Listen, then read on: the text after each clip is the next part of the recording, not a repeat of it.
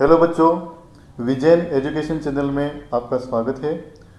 आज महत्वपूर्ण प्रश्नों उत्तर की सीरीज का हम वीडियो नंबर 2 लेकर के आए हैं, जिसमें लेसन 4 के जो शेष बचे हुए क्वेश्चन हैं जो बोर्ड के हिसाब से महत्वपूर्ण हैं, उन प्रश्नों को हम यहाँ पर देखने जाएंगे। यहाँ पर हम देख रहे हैं लेसन नंबर 4 हम देख रहे हैं।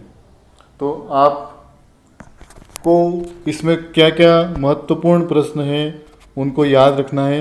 जैसे पहला क्वेश्चन यहाँ पर आपको दिया गया है कि रक्तदान क्यों किया जाता है। काफ़ी महत्वपूर्ण प्रश्न है।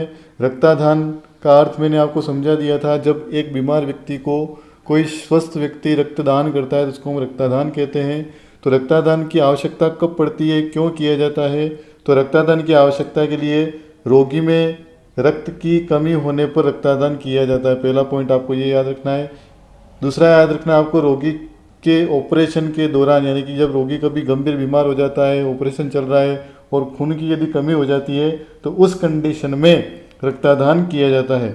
इसी प्रकार से तीसरा बिंदु आपके सामने, हीमोफीलिया रोग के में रक्तदान किया जाता है। यानी हीमोफीलिया एक गंभीर बीमारी है, आनुवंशिक बीमारी है। इस रोग के उपचार में भी रक्तदान किया जाता है। तो वेरी इंपॉर्टेंट प्रश्न है, क्यों किया जाता है, तो उसका आंसर इस तरीके से आपको यहाँ पर देना है।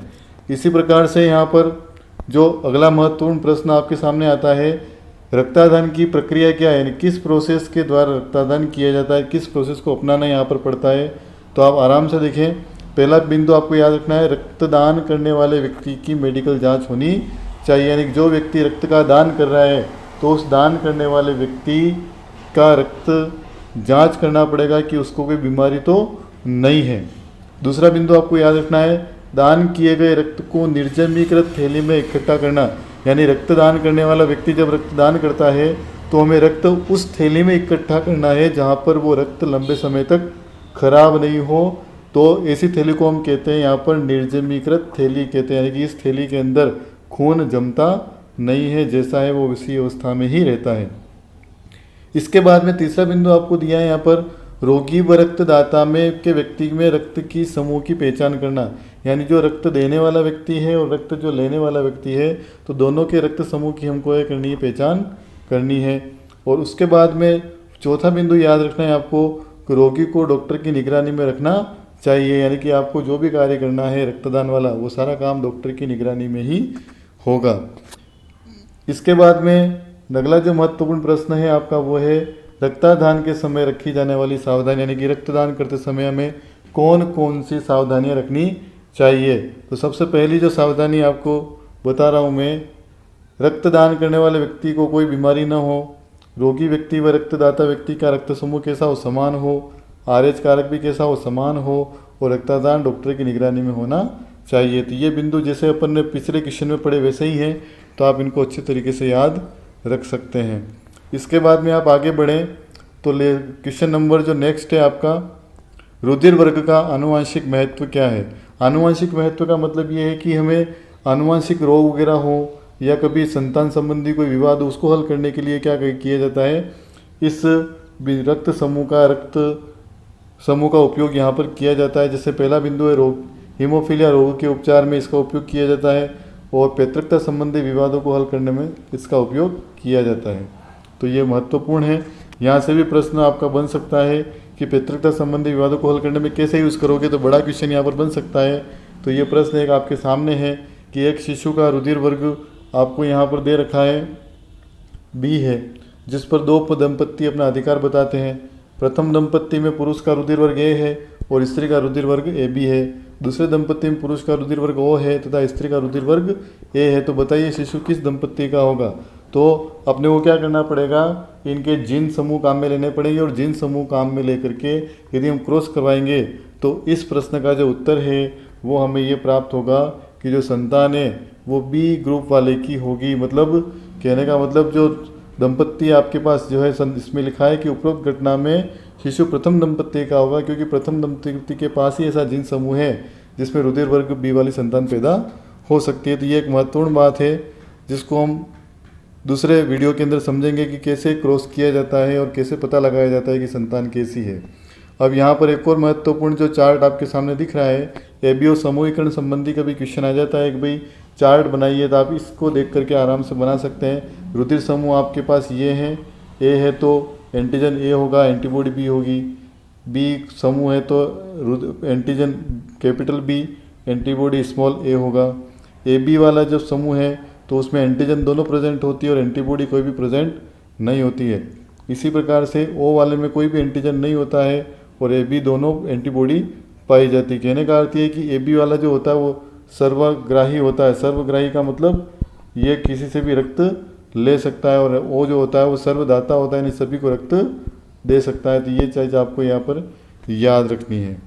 इसके बाद में अगला जो प्रश्न आपके सामने यहाँ पर आता है वो ये आता है कि अंगदान क्या होता है और अंगदान के महत्व को समझाना है। आज पूरे विश्व के अंदर बहुत सारे ऐसे लोग हैं जो अंगों की कमी के कारण से, बीमारी के कारण से क्या हो जाते हैं, मर जाते हैं। पर हम अपने शरीर का कोई अंग दान करके किसी व्यक्ति का जीवन बचा सकते हैं, तो एक महत्वपूर्ण दान माना जाता है। तो किसी जीवित या मृत व्यक्ति का कोई अंग किसी दूसरे व्यक्ति को दान करना अंगदान कहलाता है। अंगदान या देहदान का क्या महत्व होता है? तो किसी जीवित या मृत व्यक्ति का कोई अंग किसी दूसरे व्यक्ति को दान किया जाता है, जिससे उस व्यक्ति को नया जीवन मिल जाता है। यह कार्य अत्यंत पुण्य का माना जाता है। अंगदान कोई भी व्यक्ति कर सकता है। देहदान को भी हम महादान की श्रेणी में मानते हैं। तो ऐसे बहुत सारे व्यक्ति हैं जिन्होंने अपना अंगदान किया है और लोगों के जीवन को बचाया है। तो यहाँ पर और मैं आपको बताऊँ कि देहदान को भी एक महादान की श्रेणी माना गया है। इसकी सहायता से मेडिकल की पढ़ाई करने वाले छात्रों को मानव देह की संरचना समझने में सहायता मिलती है। यानी वो अच्छे से प्रैक्टिकल कर पाएंगे तो वो मरीजों का इलाज भी अच्छे से कर पाएंगे और अच्छे डॉक्टर बन पाएंगे। कोई व्यक्ति किडनी, फेफड़े, हृदय, कॉर्निया आदि अंगों का दान कर सकता है।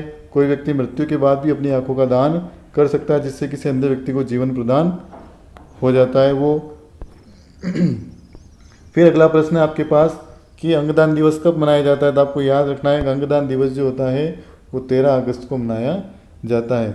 रोगम प्रतिरक्षी किसे कहते हैं? तो आईजीजी प्रतिरक्षी को रोगम प्रतिरक्षी कहा जाता है। देहदान की घोषणा करने वाले लोग कौन से घोषणा जिन्होंने की है? एक तो गौतम गंभीर जो कि क्रिकेटर है, और एक है साध्वी ऋतंबरा जिन्होंने मरने के बाद अपना वो देहदान कर देंगे। इसी प्रकार से आपको याद रखना है कि अपनी मृत्यु के बाद देहदान कर चुके लोगों के नाम बताओ। तो डॉक्टर विष्णु प्रभाकर और श्री ज्योति बसु दोनों ऐसी हस्तियाँ थी जिन्होंने अपना देहदान कर दिया अपनी मृत्यु के बाद में। एक प्रश्न आपके सामने ये आता है कि एंटीजन और एंटीबॉडी के अंदर क्या डिफरेंसेस होते हैं।